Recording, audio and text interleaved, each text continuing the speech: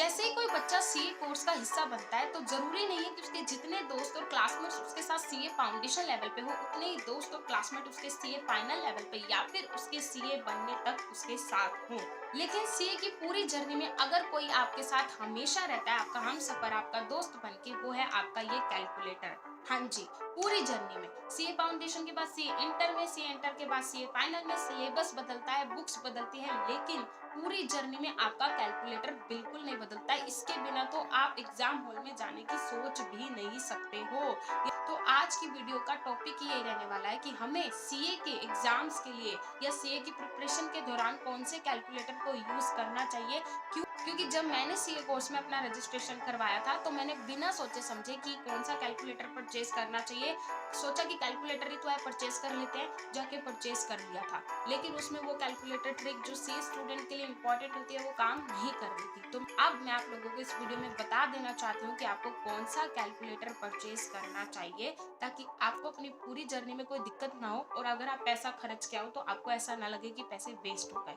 अब बात करते हैं कि आपको अपना कैलकुलेटर परचेज करते वक्त कौन सी बातों का ध्यान रखना है। सबसे पहले आप इस कैलकुलेटर को ध्यान से देख लो। हर कैलकुलेटर में 0 से लेकर 9 तक के digit plus minus multiply divide ये तो मिल ही जाता है, लेकिन आपको कैलकुलेटर परचेज करते वक्त ध्यान रखना है कि उसमें M plus, M minus, M R C equals to, percentage, under root, plus minus, M U, G T, ये सारे बटन होने चाहिए। ये बहुत बड़ा रोल प्ले करते हैं आपके किसी भी सम को सॉल्व करने में।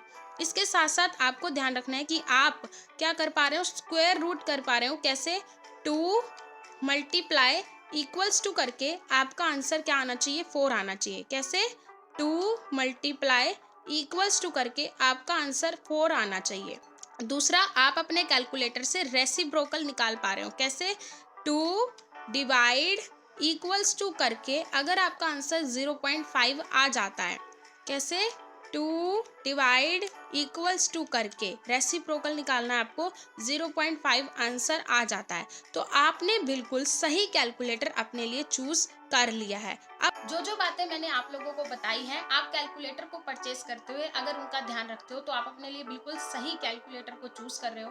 अब बच्चे का सवाल रहता है कि मैं कौन सा कैलकुलेटर परचेज करूं। सीए के स्टूडेंट कौन सा कैलकुलेटर ज्यादातर परचेज करते हैं? तो अगर आप मेरी मानो तो हर सीए का स्टूडेंट एक कैलकुलेटर है कैशियो का MJ12D, कैशियो का कैलकुलेटर है जिसकी फोटो मैं यहाँ पे लगा दूंगी। 12 डिजिट का होता है, ज्यादातर बच्चे वही परचेज करते हैं। लेकिन मैं आपको बताऊं, मैंने भी कैशियो का परचेज किया था लेकिन मैंने ध्यान नहीं दिया था कि उसमें ये ट्रिक काम करती है या नहीं।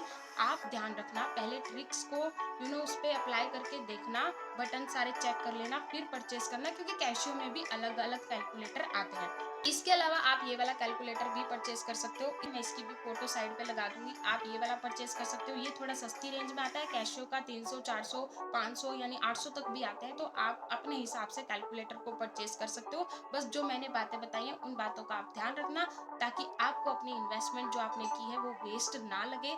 क्योंकि आपको सीए कोर्स के लिए कैलकुलेटर चाहिए तो आप बिल्कुल सस्ता कैलकुलेटर परचेज मत करना। 300, 400, 500 की रेंज में कैशियो के बहुत अच्छे कैलकुलेटर आ जाते हैं, आप उसे परचेज करो।